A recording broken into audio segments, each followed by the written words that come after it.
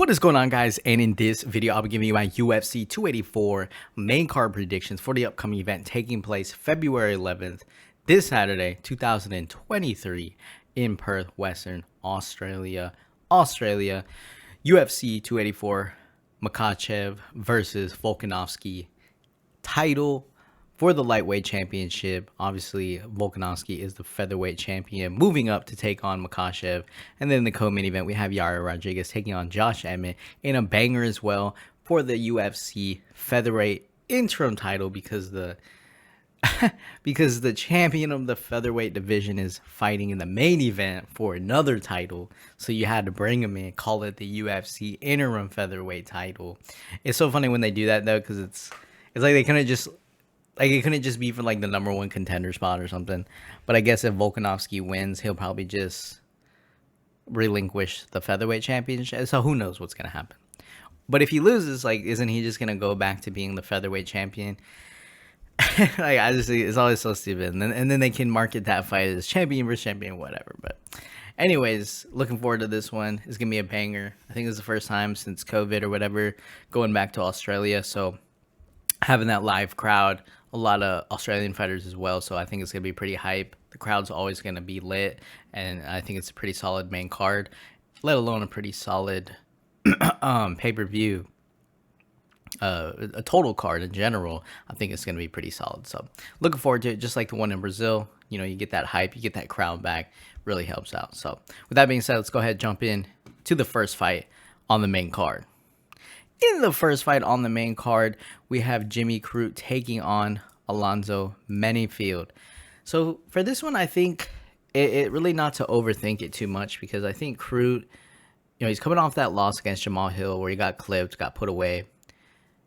He's coming off the loss against Anthony Smith. Kind of the same thing where, you know, he did get 3 takedowns in that fight, but then he eventually got clipped and then got put away. Right, so he can be pretty dominant. You know, he definitely has submissions if he can get the fight to the ground. And at the same time, he also has his own KO power. The issue, though, is like getting put out against Smith and then Hill. I don't know. I just feel like it's a little bit. It's like he's one of those guys who is willing to trade with these people who. I mean, if he doesn't clip them, right, they're going to clip him, and then he's going to get put away. And then he's shooting in for a takedown. I'd kind of like to see him, especially against a guy like Menifield, who's going to be, like, just super explosive, in your face, trading bombs with you. And Crute could potentially clip Menifield, but I feel like when you get into that kind of situation, it's a 50-50, and whoever just dies first is the winner. I mean, is the loser, but, you know, whoever gets knocked out first, you're just kind of rolling that dice when you get into the pocket and start trading. And from what we've seen from Menifield, I feel like I trust him a little bit more as of late, because in his last 5 fights, he's only lost 1 time, and it was by a decision against William Knight in a fight where, you know, obviously William Knight, probably not the best fighter in the world, but Menifield kind of gas out a little bit, and that's the thing. Maybe he gasses out in this fight, but that's what I'm saying. I think Crute has to play a smarter fight. He has to get him against the cage, get those takedowns, nullify the stand-up, and kind of try to drag this one out for maybe like a decision or a late finish when Menifield's kind of tired or something. But at the same time, Menifield has pretty solid takedown defense, and so I don't know if it's going to be easy to get Menifield down early on. So it's a sketchy fight just because I think Crute could win like a decision or maybe pull off something in the latter rounds, like in the 3rd round, maybe get a submission, but I feel like, honestly, if he fights smart, probably more of a decision. But then at the same time, it's like we've seen what he's been doing lately, and he's like just too willing to trade with these guys. I mean, he has pretty heavy leg kicks, Crute, so that could play into this. Maybe he's able to take away Menifield's power. But again, man, like Menifield's gonna get in his face, and if Crute doesn't like shoot in for a takedown and actually tries to trade with him a little bit, I just can't bank on Crute not being the one to get KO'd on the floor. But like I keep saying, like obviously if Crute catches Menifield, you know, he could put him away. We've seen Menifield get put away before by like OSP and whatnot. So, but I feel like Menifield cleaning it up a little bit. You know, he does have that aggression, but his power is just so nasty that, I mean, you know, even if he clips Crute on the back of the head, side of the head, top of the head, I feel like Crute would be the one to fall. unless Crute can kind of work that grappling and just nullify Menifield, or is able to kind of just do something like take away the legs to where he can start pulling away. But I don't know. It's too sketchy for me to pick Jimmy Crute in this one, so I'm gonna go with Alonzo Menifield. And obviously, I think if Menifield wins, he's not gonna do it like in the third round. So I'm gonna go Alonzo Menifield to defeat Jimmy Crute. I'll take him to win by round 1 KO TKO. In the second fight on the main card, we have Justin Tafa taking on Parker Porter. 5-3 for Tafa, 13-7 for Porter in a heavyweight bout. Now, this is one of those fights where, I think they put Justin Tafa, one, because he's a heavyweight. Maybe they're anticipating someone to get rocked, right? If Tafa wins, he probably would win by a TKO or whatever.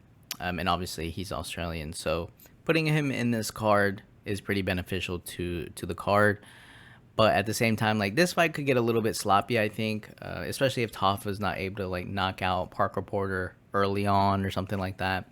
Because I do think Porter, albeit, like, not the most entertaining heavyweight to watch because he kind of fights a little bit smart. He knows how to win a decision. He'll point fight. He definitely can lay bombs and stuff like that, but he will get takedowns. He'll slow down the fight. He can put up some volume too. Against Chase Sherman, he landed 149 significant strikes to Sherman's 117. Against Josh Parisian, he landed 126 significant strikes to Josh Parisian's 114. So he can definitely put on the volume as well. And when you look at someone like Tafa, who his volume was the highest against Carlos Felipe, where he landed 86 significant strikes in a close split decision loss. And then he lost to Jared Vanderaa. He got outstruck in that fight. Really didn't. It was a bloody fight or whatever, but he did lose that fight. And then in his last fight, he took on Harry Hunsucker and took him out via kick, a very nasty kick. But when you look at Harry Hunsucker's record, he literally got knocked out by 3 Samoans basically and is 0-4 in the UFC. So it's not like, oh shit, that was crazy, and not to say that Parker Porter is any different really, but at least Parker Porter has kind of like a way to win the decision if he can't get a finish or something like that, right? He's not getting finishes in the UFC, but I just feel like Porter, I feel like he can have some pretty good defense, and then at the same time, kind of like outpoint Tafa, slow the fight down, grapple with him, whatever. He has to be careful early on. Porter obviously has to be careful to make sure he's not getting KO'd by Tafa. But I don't know. It's one of those fights, again, where you can obviously see Justin Tafa coming out here, putting away, because he needs to put away Parker Porter, right? If you want to move up in the heavyweight division, you got to be putting away Parker Porter, because if you're not, it's not a good look. So it's just one of those things where it's a little sketchy for me to pick Justin Tafa, because I feel like the only way he's going to win is if he gets like that flash KO or whatever, and it's going to have to be early on, because then he's going to start to slow down, and then he'll just be headhunting probably. He's not going to be throwing the volume of strikes, whereas Porter will be doing that, mixing in some stuff, going for the grappling. And again, it might not be the most entertaining thing, but he'll find a way to get that decision. So I have to go Parker Porter. If he gets knocked out, that's great. If he doesn't, I don't think Porter's going to knock out Tafa or anything like that. So yeah, it could be a boring fight, or it could be an exciting early fight. But I'm going to go Parker Porter on this one. I think he's going to be a little bit more active than Tafa, and he can, instead of just looking for a KO or that one big kick to the head, he's going to be able to implement like all of his MMA game, and that's just going to eventually kind of just wear on Tafa. But I think Tafa will be strong. I think he'll be in the fight. He'll probably be headhunting if it's in like the third round, and tired on top of that. So I'm going to go Parker Porter to defeat Justin Tafa. I'll take him to win by decision. In the third fight on the main card, we have Jack Della Maddalena, 13-2, taking on Randy Brown, 16-4, in a welterweight bout. So this is going to be an exciting fight, because we're really going to get to see, I feel like we're really going to get to see what Maddalena looks like against someone who has, a good amount of experience inside of the UFC. He's fought top level guys. He's been around since 2016. And I think obviously Randy Brown has a little bit more to offer, like grappling, having that reach advantage, fighting on the outside, being a little bit more technical. Mandela's obviously been able to take out the people that he's fought. But I do think like Danny Roberts is a little bit chinny. The Ramazan Amid fight actually was pretty decent though. That's actually a good fight that he won. But I really do think obviously fighting Randy Brown is going to be the biggest test. But also if he can really destroy Randy Brown, it's going to be a pretty good win for him. As I said, Brown's been around for a little bit, so definitely it would be a good win. Now obviously for Randy Brown, he's coming into this fight wanting to continue his win streak. Coming off the win against Francisco Trinaldo via unanimous decision. Chaos Williams before that, split decision. Jared Gooden's unanimous decision. He submitted Alex Oliveira, and then he lost to Vicente Luque. So if he didn't lose to Luque, he would have been on a 7-fight win streak or whatever. Maybe he's fighting for something else. But when he got up to Luque blasted him, dropped him twice, and was able to put him away. So that was definitely a big step up when it came to the striking. I think Brown, he does use his reach fairly well. He has pretty good leg kicks. He can be annoying because he's on the outside, just being able to jab and whatever. And he can also land submissions because he has that length to him, right? So, he's not diving in for takedowns, but if you do choose to grapple with him, he could probably find a way to get a defensive submission or reverse the position. We've obviously seen that. He submitted Warley Alves, right? So Alves obviously known for submitting people. The only one to, he's the only one to beat Colby Covington early on too. So that's obviously impressive to beat him by submission of all things. He took out Brian Barberena. Lost to Nico Price, defeated Mickey Gall by decision, lost to Bilal Muhammad. So, again, Randy Brown's one of these guys who's almost turning into like a gatekeeper kind of dude, especially if he loses this fight. When he takes that step up to the competition against like Bilal Muhammad, Nico Price, obviously not Nico Price right now, but like back then, Vicente Luque, he loses the fight, right? Alex Oliveira no longer in the UFC. And so, Randy Brown is a pretty all-around solid fighter. The length, you can give people the length issues. He's gonna have the reach advantage in this fight. Obviously, I think Maddalena is gonna be the one trying to close the distance. The concern here for me is kind of like with Luque. If maybe Brown does try to grapple, right, just to see maybe he can take him down, slow the fight down, right, see if he can get Maddalena against the fence or whatever. But the issue is, I think, like, as soon as they break off the fence or whatever, Maddalena's going to come forward, be in his face. And, his head movement's pretty insane. Like, if you watch against Danny Roberts, like how he was using his head movement, getting out of the way of shots and then jumping back in. And he just is so aware of his range that it's, like, kind of disgusting. Like, it's just, this dude looks like he's going to kill you. And so my issue is Randy Brown could be doing good work. Maybe he lands a good leg kick here and there, goes to the body, because he's not really worried. Obviously, he's not worried about Maddalena taking him down. But maybe he does go for a takedown. But I don't really think Randy Brown's worried about him getting taken down. So the issue, again, like I keep saying, is like Maddalena is going to tee off on him if they get in close, especially if he can cut off the octagon, go to the body. This dude ripping shots, and he's gonna be confident too, to where he can parry some of those shots and then counter in against Brown.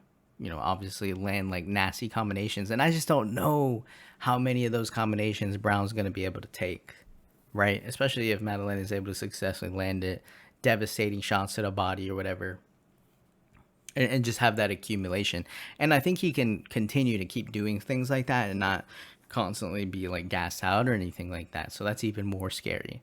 And then whether or not Maddalena is gonna get taken down, but I feel like he's gonna pop right back up, and then he's back to just getting in Brown's face, ripping combinations. Yeah, I mean,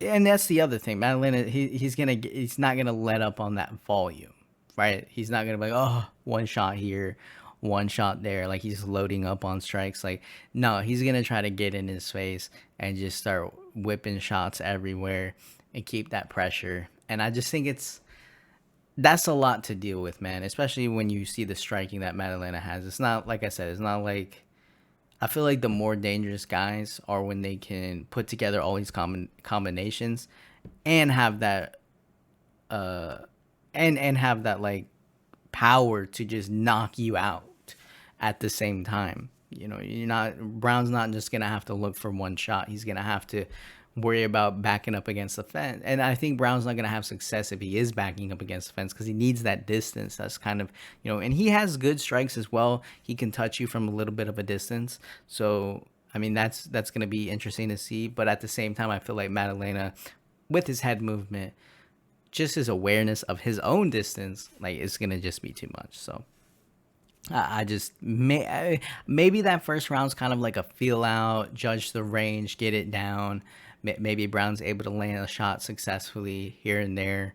Nothing crazy. Maddalena is still judging. He probably lands a little bit of his own strikes, but then in that second round, I really think like, okay, now it's time to get him, because I don't want to count out Randy Brown and say like he's a chump or anything like that. Like I actually would be surprised to see Maddalena just run through him in the first round.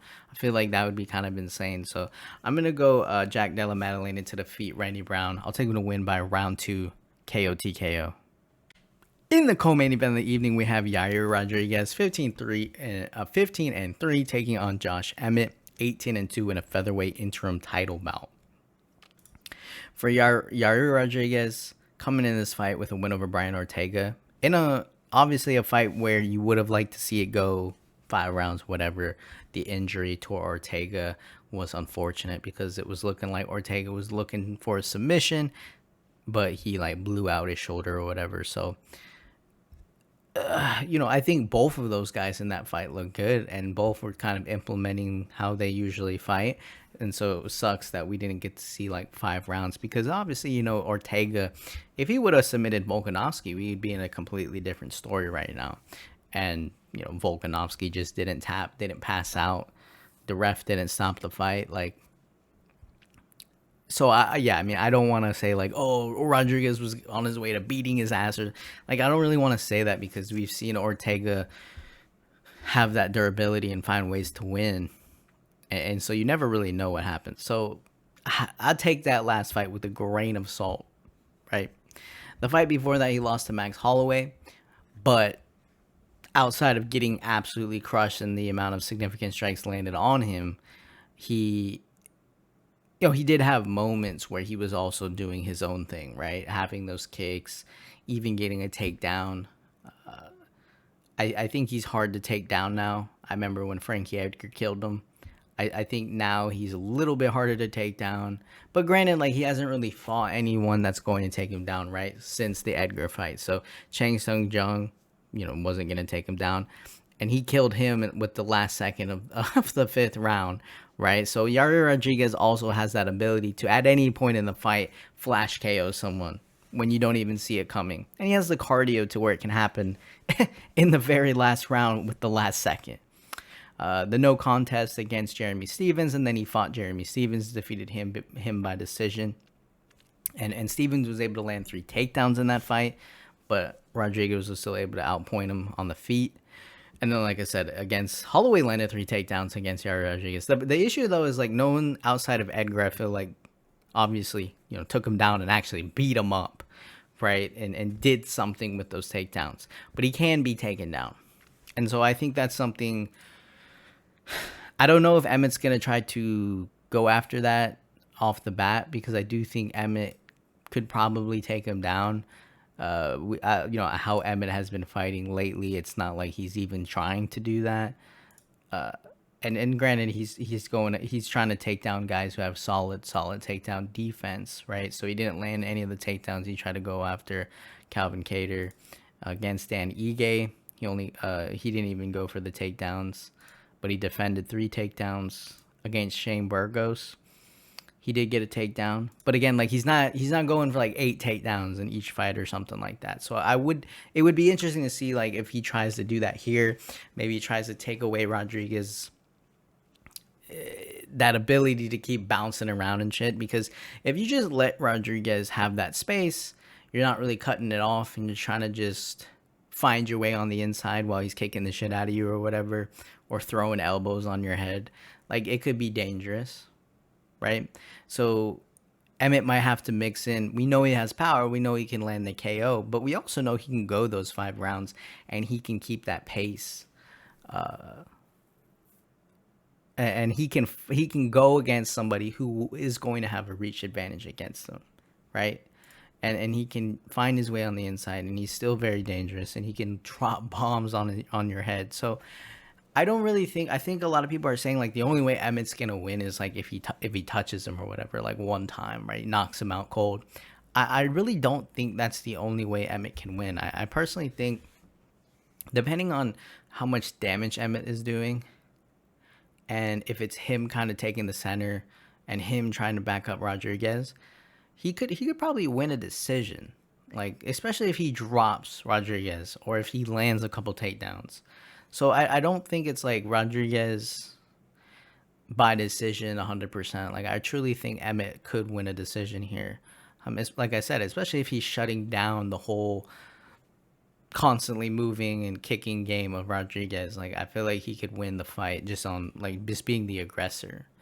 And on top of that, Emmett obviously has that ability to land those kind of shots that can alter a fight, right? I mean, if he drops some of the shots on Rodríguez's head that he's landed on people, like Rodríguez might be completely dazed, and then just kind of the fight, maybe he doesn't get knocked out or finished, but oh shit, now he's more tentative, like whatever. So it'll be interesting to see. And at the same time, Rodríguez could absolutely crush Emmett. Like, I understand that's a possibility. I don't think the only way Rodríguez is going to win is by a decision. I mean, Rodríguez is a tough bastard. I mean, we saw that even against Max Holloway, right? Like, granted, like he got outstruck, but he still had an insane amount of volume, and he was game in that fight, right? All 5 rounds, tough guy, eating shots, keeps coming forward. So this is a really exciting featherweight bout. And unlike if one of them was fighting like Volkanovski, I think that might not be too competitive. I mean, I guess it could be if one of them lands something crazy. But this is like, to me, this is like super competitive. Like, I can see this fight being a very close, entertaining 5-round fight, and not one where you're just like, oh, come on, hurry up to the main event. Like, this could be an absolute banger, because you got one guy who's trying to find his way on the inside with crushing power, who can also possibly threaten with some grappling. And then you got the other guy who can, land a variety of strikes at any moment and knock you out with 1 second left in the 5th round, who's constantly moving around and might even try to grapple himself because he's, he's crazy. And both guys have the cardio to do what they both do for 5 rounds. And so at any moment, someone could just die, or it could be like a really close fight. And so that's super entertaining, man. I almost wish no one gets KO'd because I feel like it's not going to be boring. And Emmett likes to counter, so maybe that would be a little bit boring, but someone's going to have to go forward, right? And someone's going to have to take that shot and find their way in. But yeah, I mean, maybe someone gets crushed. I could definitely see it, but I'm hoping for like a 5-round war, That's really what I'm hoping for. But with that being said, I'm hoping for a 5-round war, but I actually chose one of these guys to win by a finish and fairly early. So I think the first round is going to be like a true feel out phase where, Emmett's not going to rush in on him like crazy, man. And then Rodriguez isn't going to try to blitz him because he doesn't want to get clipped with like a counter hook, right? And get sent to the shadow room. And so I think that first round will be judging like the distance. Maybe Emmett does try to go in for a takedown in that first round, see what he can do with it, maybe. But I feel like Rodriguez would probably pop right back up, at least early on. I'm sure Rodriguez will land some kicks, obviously, to the body, to the legs. And then Emmett's going to be Maybe he swings and misses, and it's like, oh my god, like if that landed, it's all over. And then in that second round, I think we're gonna see both guys go forward, and this is where I think it's most likely someone gets clipped, because they had that first round and judge the distance, see what you got, and then they're each going to try to go for it. Now, if they don't knock each other out in the second round or whatever, submission, whatever it may be, then I think it really does go for 5 rounds. But I do think if somebody gets a finish, it's probably going to be in that second round, just because, it's some of these shots, man, like it's so dangerous. But maybe Rodriguez is just able to keep getting out of the way, and he point fights to a decision. Like, we'll have to see, man. But that being said, man, I feel like Emmett just is going to land a combination on his head on Rodriguez and just clip him to sleep. Or he clips him, and then you see like Rodriguez fall back, try to recover, and then Emmett just comes crushing in with like another shot. Like, I feel like something like that might happen. I think a lot of people are counting out Emmett. I think it's kind of disrespectful, man. I think he is the underdog. So I'm gonna go Josh Emmett. I'm gonna take him to defeat Yair Rodriguez by round 2 KO TKO. In the main event of the evening, we have Islam Makhachev, 23-1, taking on Alexander Volkanovski, the current UFC featherweight champion. You have the lightweight champion versus the featherweight champion. Volkanovski, 25-1 for the lightweight title bout. In a lightweight title bout for the lightweight title. So for Makhachev, outside of getting absolutely crushed and sent to the Shadow Realm by Adriano Martins in his second fight in the UFC, which you could chalk up, because it was October 3rd, 2015, you could probably just chalk that up to inexperience, maybe getting a little cocky in there, whatever. Obviously, it didn't happen again since then. So it's like that's like a one-off thing, right? He's probably not going to get KO'd like that with the way he's been fighting. Like, I just don't think it's going to happen. Who knows? Maybe he gets KO'd here. But in his last fight against Charles Oliveira, we saw him take down Oliveira, where Oliveira pulled guard. And then he kind of got a little bit like, he tested it out a little bit. And then, Oliveira was starting throwing combinations and stuff like that. So he kind of got back up or whatever. But he ended up like dropping him on the feet, of all things, and then submitting him. And he also landed some pretty good ground and pound. I think it was like at the end of the first round too. So he can go everywhere. And then I think what ends up happening is you see it. You see Makhachev finish someone on the floor, right? So you see him sub Dan Hooker. You see him finish Bobby Green, ground. You see him finish Thiago Moises, submission. You see him finish Dobert, submission. You see him defeat Davi Ramos, where Ramos was kind of just trying to land a big shot, and that didn't work out. I feel like a lot of people forget, myself included, that he fought Arman Tsarukyan and won that fight by unanimous decision. And we've seen how good Tsarukyan is, and he took him down 4 times. And then before that, sub Kajan Johnson, Kleydson Tebow KO'd him, defeated Nick Lentz, took him down 5 times. Defeated Chris Wade, took him down 4 times. So I think what ends up happening is you kind of get this idea that the only way Makhachev is going to win is by taking his opponent down, grappling him out, submitting him. And that's kind of true, right? Like, that's kind of why would we have no other reason to believe that? Maybe take him down and land some ground and pound, whatever.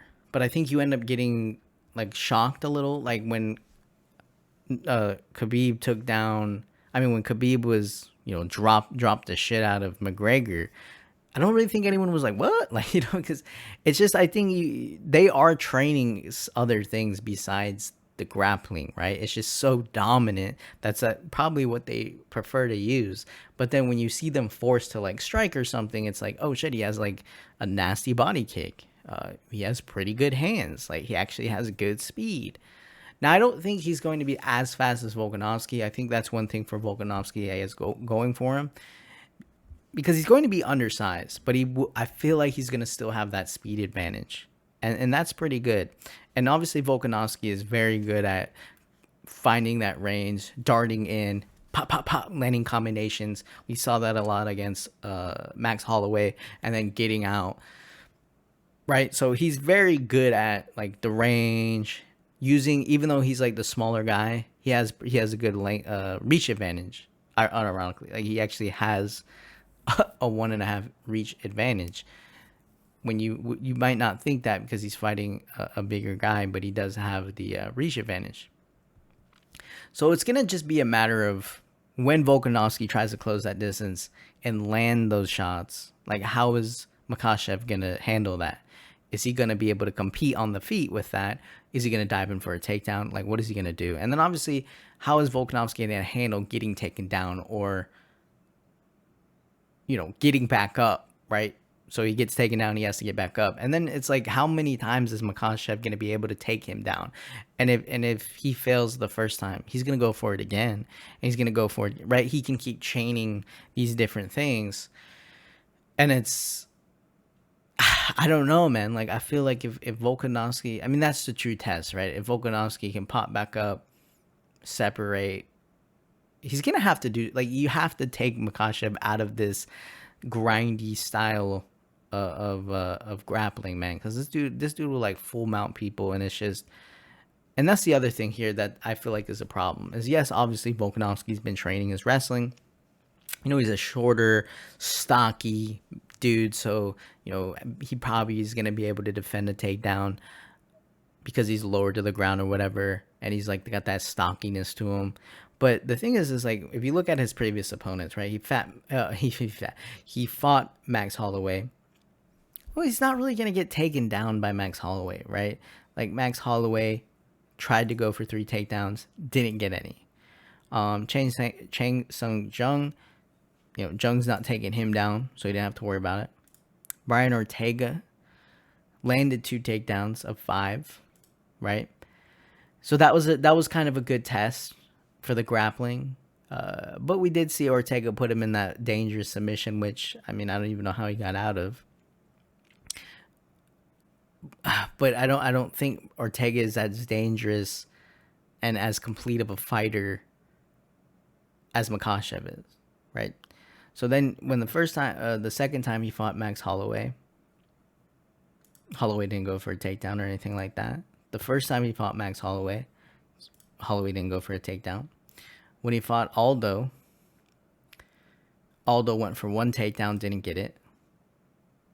And that's the other thing. Volkanovski in that fight against Aldo, who has really solid takedown defense, Volkanovski wasn't able to get those 3 takedowns. Like, I just don't see Volkanovski even landing a takedown on Makhachev, obviously. But then at the same time, like, what else is he going to be able to do?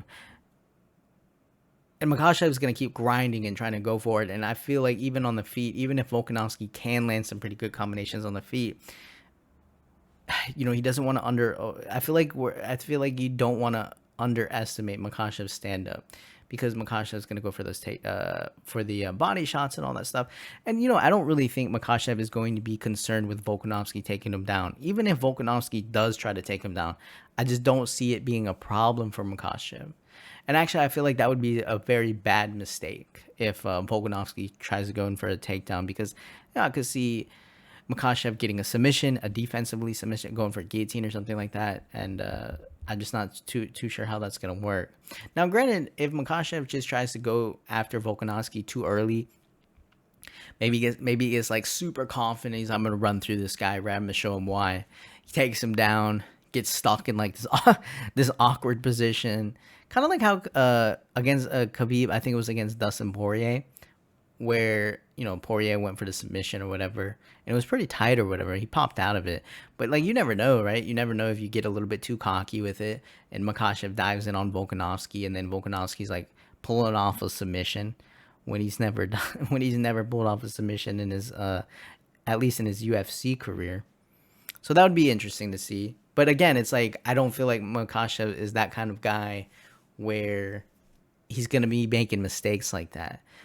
Like, even against Oliveira, like, his confidence, but it wasn't like stupid. It wasn't like being arrogant though, like where he's cocky, right?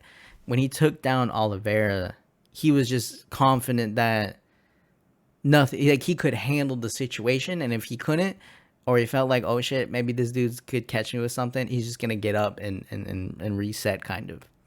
And then eventually he just finished him by a submission anyway. So even against a dominant submission artist like Oliveira, like it just made it look kind of, just made it look weak. And I honestly thought Oliveira was going to be able to hurt him, but then you have Oliveira being the one getting dropped. So, I mean, this is a very good fight, but it's just so hard for me to see how Volkanovski is going to deal with all this, especially being the one to move up.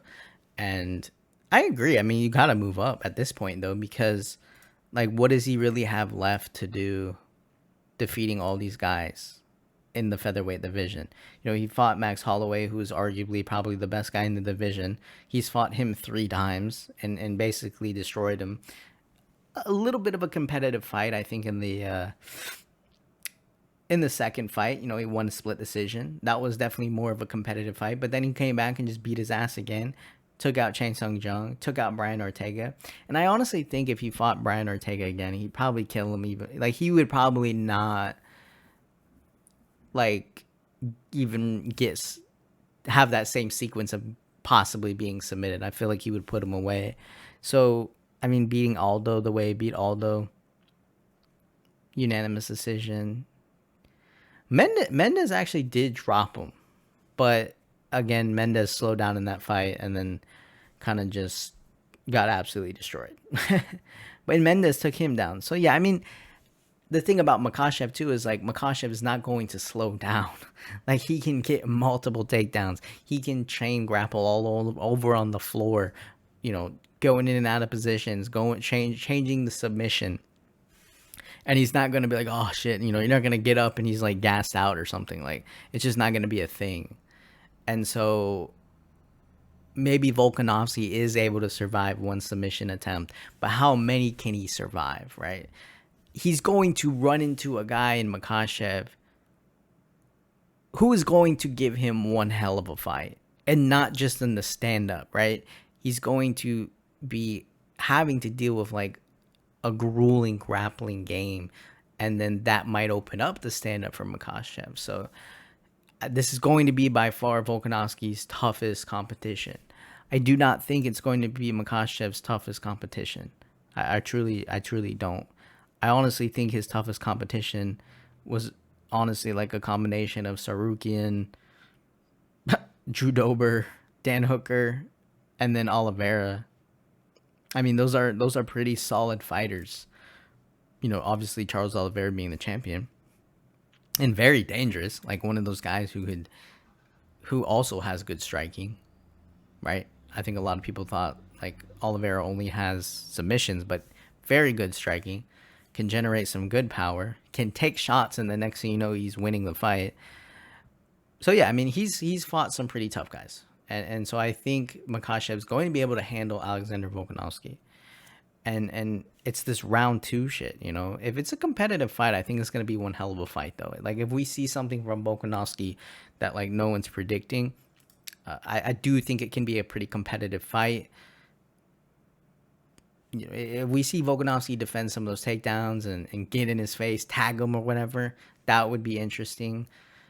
But I just feel like, if not the first round, the second round, Makhachev's going to be able to dominate this one. And, I don't know. Submission? Probably. I just feel like it. I feel like it's just too much of a test for Volkanovski. And it's not... I feel like Volkanovski could win if it was, like, a striker. Like, let's say it was Oliveira versus Volkanovski. I feel like Volkanovski could probably win that fight if he didn't get submitted or whatever. I feel like he could actually finish Charles Oliveira. But fighting this dude, man, it's I mean, if he wins, like, holy shit, right? Like, that'll be insane. But I just don't think it's going to happen. So with that being said, I'm going to have to go with the champion of the lightweight division, the current lightweight champion in the UFC. So I'm going to go Islam Makhachev to defeat Alexander Volkanovski. I'll take him to win by round 2 submission. And so that'll do it, guys, for my UFC main card predictions for UFC 284. Makhachev versus Volkanovski. Yair Rodríguez versus Josh Emmett for the featherweight interim title. Pretty good main card. Let me know who you're picking. Leave your comments down below. Hit the subscribe button. Hit the like button. I'll see you guys in the next video.